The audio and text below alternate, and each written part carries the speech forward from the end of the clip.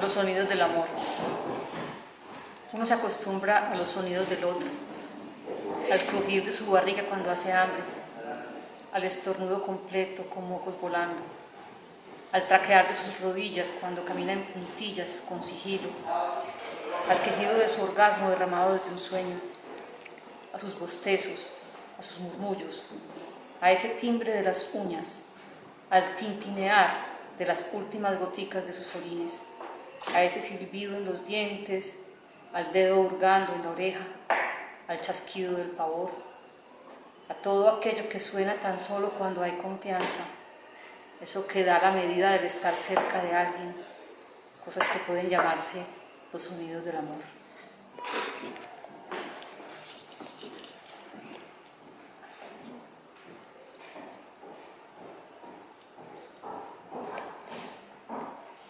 Vida oficial. Sería más fácil conseguir un puesto en las empresas públicas o algo así, madrugar, saludar al jefe, a la secretaria, al mensajero, montar en bus de ida y de venida, esperar la quincena, pagar el arriendo, los clubes, las tarjetas de crédito, ahorrar, esperar que el aumento sea mayor que la inflación o por lo menos igual, dar cuotas iniciales y seguir pagando hasta jubilarse un día, cuidar entonces los achaques, la artritis o el colesterol y empezar a abonar para la tumba, para el lotecito en Campos de Paz o del Recuerdo, con buena vista y buenos vecinos. Seguro, sería más fácil, pero qué pereza. Además ya me cogió el día.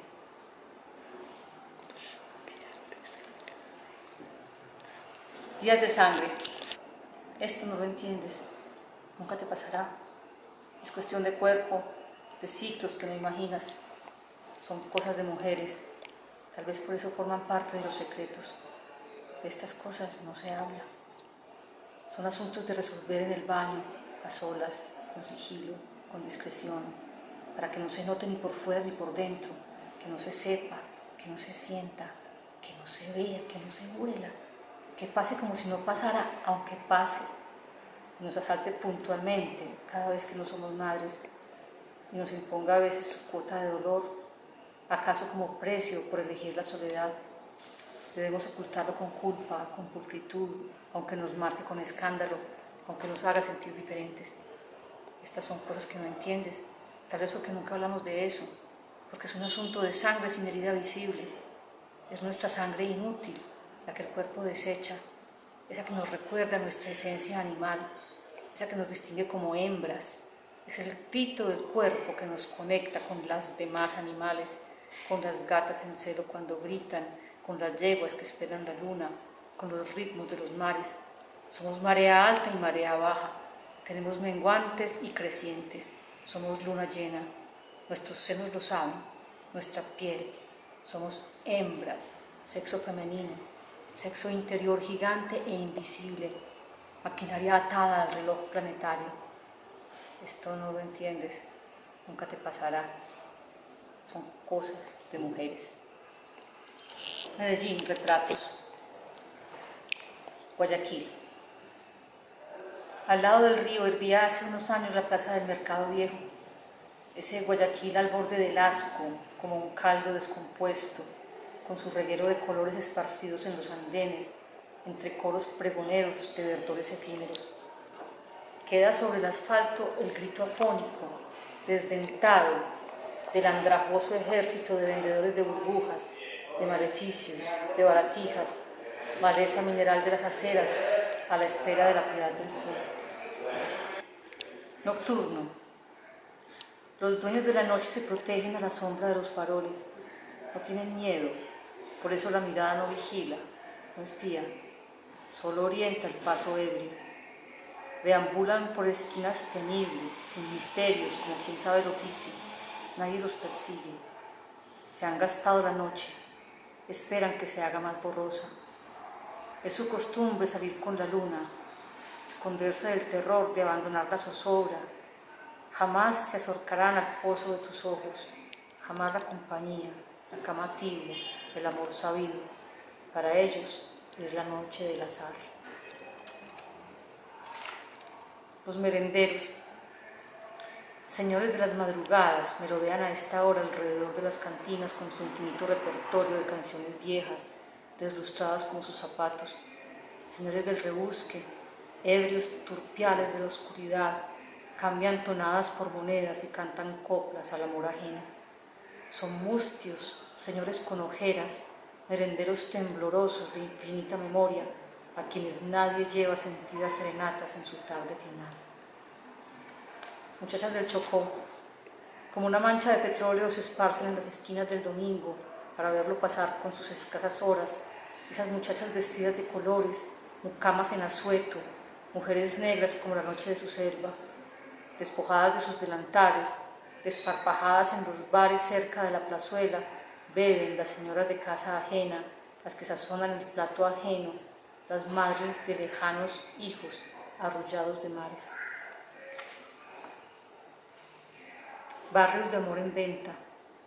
El mercado de las miradas hierve bajo mi ventana, mientras pasa vertiginoso el ciclón de la memoria. En la tribuna de la noche se agolpan millares de ojos ansiosos de misterios, de historias nuevas para alentar la avidez. Miro estos barrios que envejecen.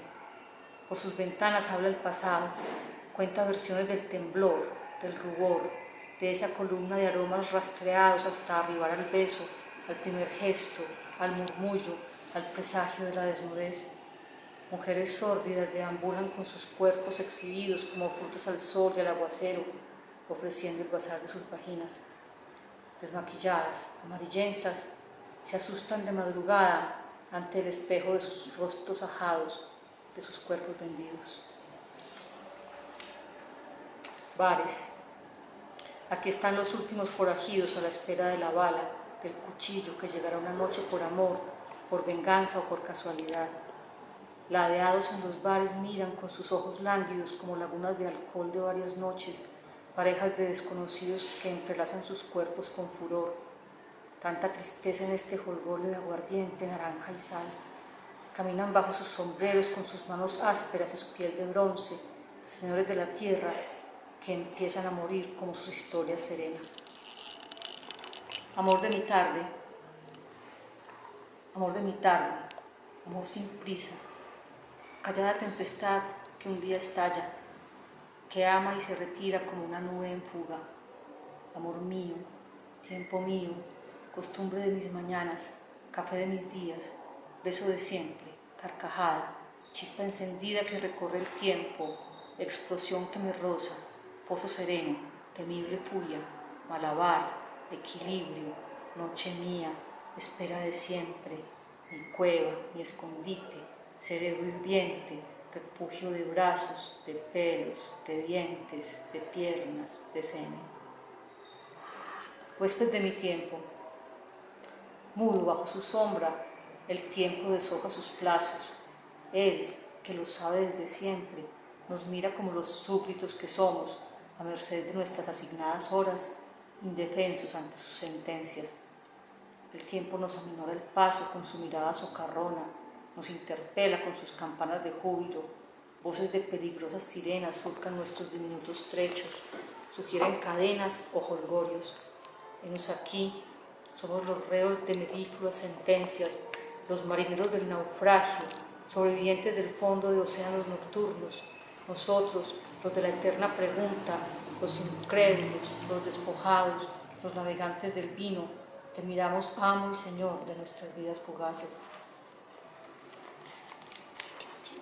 Tiempo, te interpelamos en queda voz de súplica para que nos permitas una vez más ser huéspedes de tu tiempo. A escondidas de mí, cuando no me veo, me creo invisible para la bala que me roza.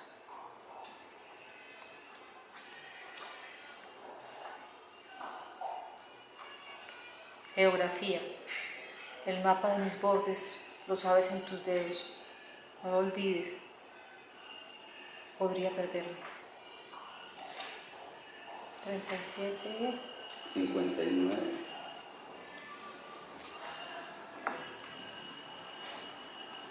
Abandono. Bastó mirarte para adivinar el nuevo rumbo de tu espasmo. No temas partir. No se ata el deseo. Prefiero estar en tu olvido. como a la mesa donde quedan 1000 huellas de una misma copa me tatuaste. Cuánto me amaste, pero nunca tanto.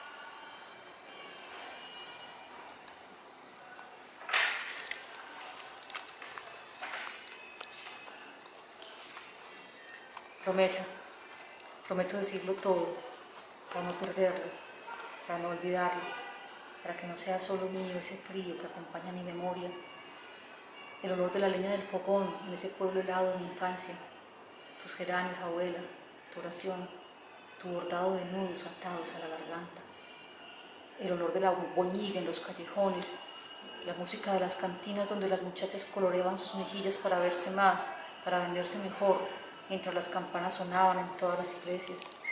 Prometo decir que observé a hurtadillas el juego prohibido de los amantes y que aprendí de memoria la canción del burdel mientras jugaba golosa, mientras crecía lento.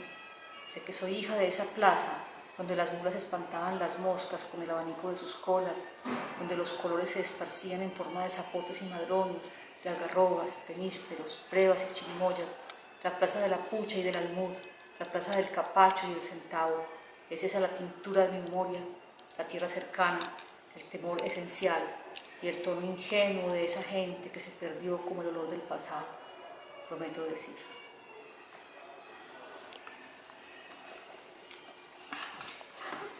Sepultura, todo estaba roto. Busqué en las astillas la arista, la brisna que el viento barrió con su sentencia.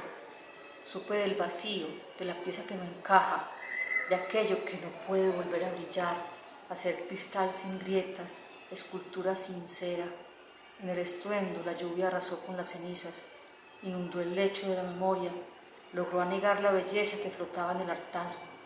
Nada quedó, ni siquiera los cuerpos para darle su merecida sepultura. Futuro. Languidecemos. El final era este. Apacentamos como animales mansos que espantan insectos en las tardes de junio. Leemos en desorden los arrumes de prensa. Cada quien masculla sus recuerdos a solas. No es audible nuestro coro de susurros. Apenas se adivinan las palabras insinuadas en los gestos de los labios. No tiene sentido nuestro pasado. El presente también es inútil. A veces por señas nos contamos historias mientras la mano tiembla. Ambos sabemos que pronto las vamos a olvidar. En verdad es poco lo que recordamos. ¿Acaso nuestros nombres? Ya eso es demasiado. Solo esperamos que pase el tiempo, cada vez más largo, más tedioso, más interminable. Nada parece conducir al jolgorio. Algún amigo cuenta detalles de una historia, alguien muere, esto sí es cada vez más frecuente, y todo lo demás sigue su rumbo de semana que empieza y termina sin mayor novedad. Alternamos en el abrevadero para calmar la sed. El pasado no es tema para estas tardes quietas, para estos días que vemos pasar uno tras otro. Aquí estamos, anclados en este puerto que recibe las olas y las deja partir sin ansiar sus ardores, mientras el mundo sigue ajeno, soñando con un fuego que dejó de añorarse. Aquí perseveramos como si estuviéramos a gusto. Esta es la paciencia de quien ya no se afana. Ya olvidamos el juego que nos trajo hasta aquí.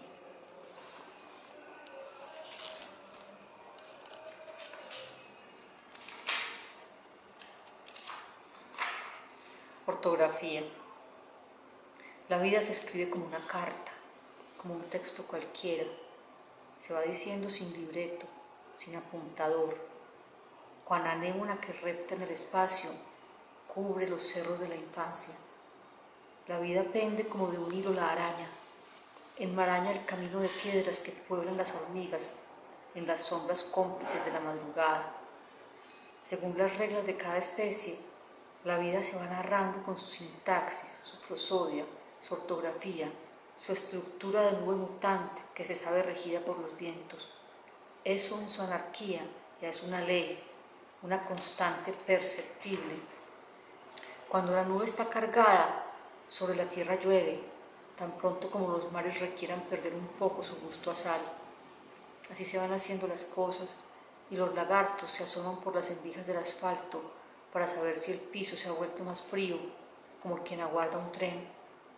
Cada uno va habitando el planeta con la gente de al lado, con quienes después merodeará en los recuerdos de los primeros aromas, de las burbujas efímeras que brotaron de un soplo, esos altos peldaños de la infancia, sobre los cuales el pie se hizo cada vez más grande hasta no caber ya en los zapatos del miedo, son la huella indeleble, la pisada de la memoria que se ha vuelto página, tesoro guardado con dolor, como el frágil pergamino que reúne a los parientes muertos.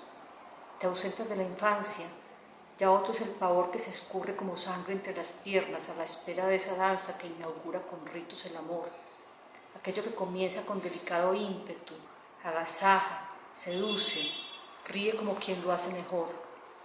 Así suelen ser los inicios, cuando aún hay sorpresa y el tiempo no se ha sentado a la mesa a instaurar su rigor. El comienzo se escribe mejor que el final, con arabescos, caligrafía de estilo, vitrales de catedral en sombra sobre el mármol. Los finales suelen ser sordos, brutales como el silencio del día siguiente. Quien se va sale deprisa, no oye el chasquido de la hoja tostada al sol. Quien pudiera irse con el amor que merece el final, irse como quien llega.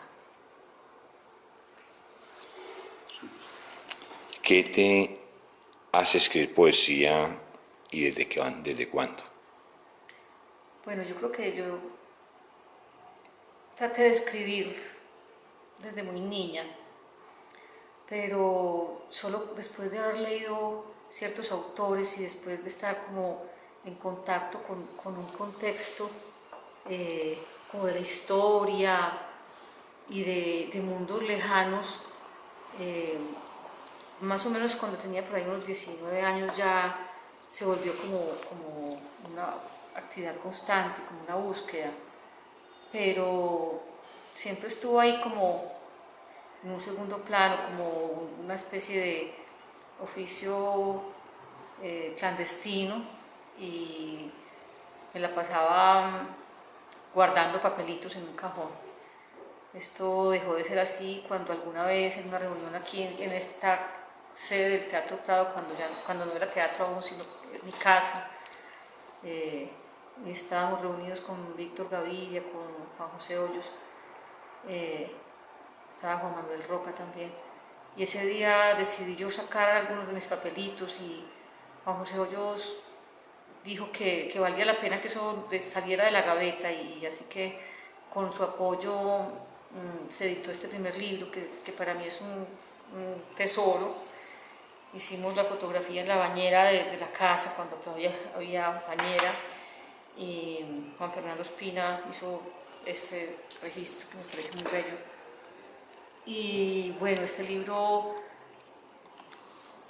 fue como el inicio ya de lo que serían los demás, que son bastante irregulares, han aparecido en el tiempo sin ninguna periodicidad. Hay momentos en los que estoy escribiendo mucho y publico, y hay tiempos largos de como, no de sequía como escritora, sino como que no me decido a publicar. En este texto, el primero pues, de poesía publicado, mencionabas a Alejandra Pizarnik. Has sido muy gran lectora de ella, ¿no? Sí, me ha gustado mucho Pizarnik, aunque yo creo que los editores han sido injustos con la intimidad, porque yo creo que hay cosas que uno no quisiera haber publicado y que no las considera trabajos terminados, y sin embargo pues en esa avidez de sacarlo todo han salido cosas de ella que yo creo que por algo no las publicó. En ese sentido,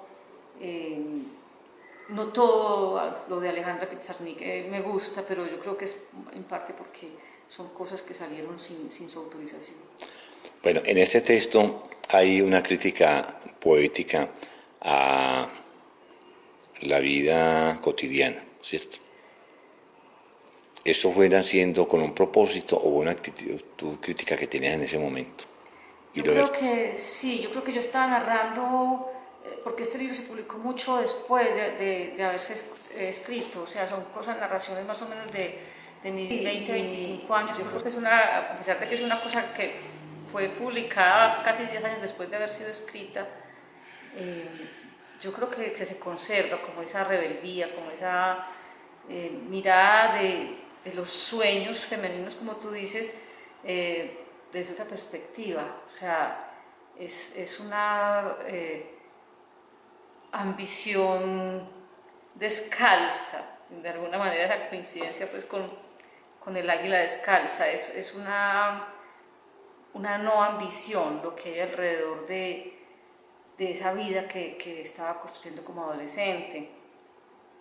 El ideal de la pareja y los hijitos y la estabilidad y esa vida inculcada y que tanta gente ansía y disfruta y lo cual es respetable, para mí era como el colmo del hastío y eso se quedó expresado ahí en esa obra. El libro de Apuntes de Rancia hay tres temas. Primero está la cuestión de la violencia, después están los viajes, que vamos a hablar de cada uno de esos aspectos, los viajes a varias partes del mundo y por último un reencuentro con Medellín. Yo siempre me pregunto cuando uno escribe un libro si es hecho con ese propósito, tema por tema, o fueron surgiendo y los pegaste.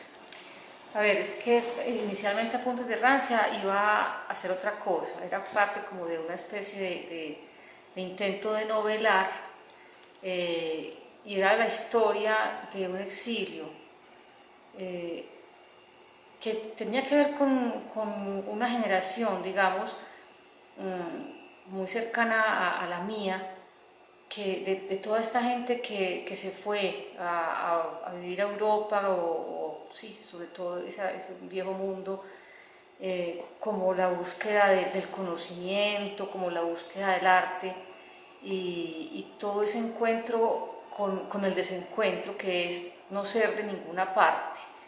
En mis sueños de adolescencia siempre estaba esa opción de irme, de que aquí el mundo era pequeño, que casi que uno necesitaba pues unas dosis parisinas o en cualquier pueblo perdido, pero del otro lado del mar. Y como eso no lo hice yo, entonces traté de escribirlo y traté de hacer ese personaje. Y después encontré que estaba demasiado teñido de poesía, que ahí no había todavía una narración y que más bien lo que hice fue robarle cosas a eso, porque era toda la reflexión de una persona que se fue, hay un poco un referente familiar que me impactó, que no lo conocí personalmente, pero sí era como una leyenda de familia, que es Tulio Bayer.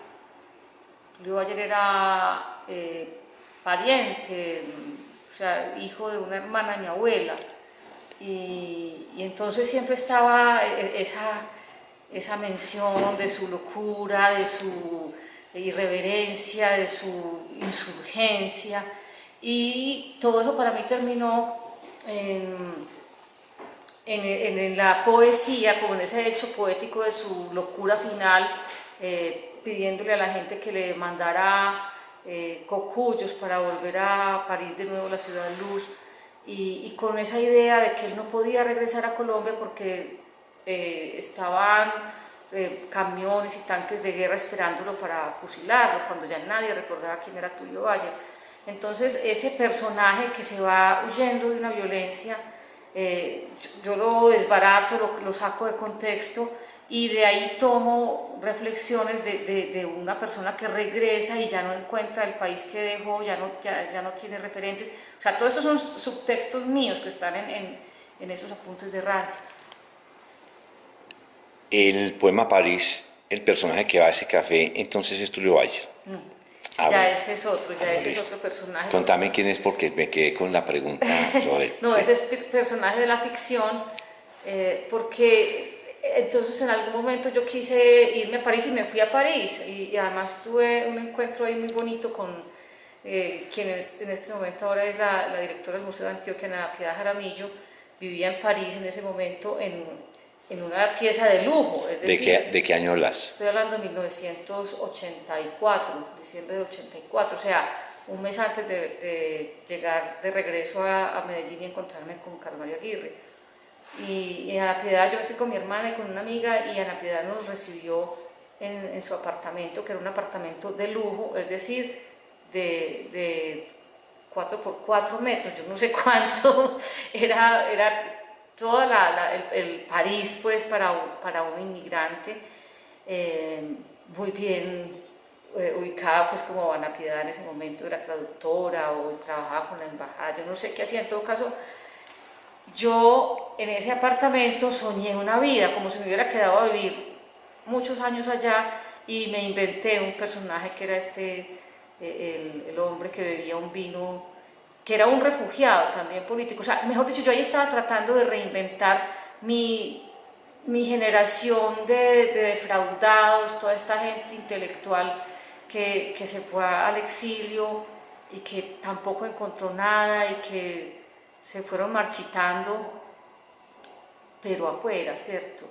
Y entonces todos esos son pretextos pues para elaborar toda esa ficción de esa primera parte de apuntes. Después hay recorridos por mis viajes, por las ciudades que he amado, faltan muchas y por eso hay otro libro que son otras errancias. Pero ahí pongamos cierto, te interrumpa, hay cierto desencanto, vamos con Nueva York, que la tratas muy duro, ¿cierto? Sí, sí, ese es un Nueva York muy primitivo en ese momento para mí, porque después de ese poema yo he vivido a Nueva York de muchas maneras y ya tendría que hablar muy distinto, pero sí es un Nueva York helado que me llega en medio de todos los desamores que se encuentran ahí, en esa desolación de las calles tapizadas de chicles y toda esa cosa caótica que... Hay una parte en este libro del que hablamos de Apuntes de Rancia sobre Medellín. Esa búsqueda de Medellín es algo deliberado, un pesar, una presencia, porque hay un Medellín muy marginal ahí, pero muy exultante, ¿es esto? Y muy hermoso, porque son todos esos personajes. Yo creo que a mí me marcó una época que era como un final, un cierre de época, y tuve la oportunidad de estar muy cerca de eso, haciendo un cubrimiento como cronista y acompañada de una gran fotógrafa que es Lucilena Castro, de lo que fue la erradicación del Pedrero. Y para mí eso fue definitivo. Medellín es antes y después de ese Guayaquil que murió ahí en ese momento, que ya venía en una decadencia y en fin, eran muchas cosas las que ya no estaban, o sea, todo ese mundo rural y toda esa influencia, digamos, de lo que era el puerto seco y todo eso, definitivamente desapareció. Ahí quedaron unos rezagos que todavía medio se ven y el mundo de la prostitución y todo eso, pero ya eso se diluyó. Y todos esos personajes que había al lado me conmovían mucho, no por lástima, sino por admiración o por simplemente perplejidad de ver los cuchilleros de antaño, esos malevos casi que inofensivos o con unos códigos de maldad bastante delimitados. Estas mujeres de los bares que en el día ejercían como madres de familia al escondido de una ciudad y de una sociedad.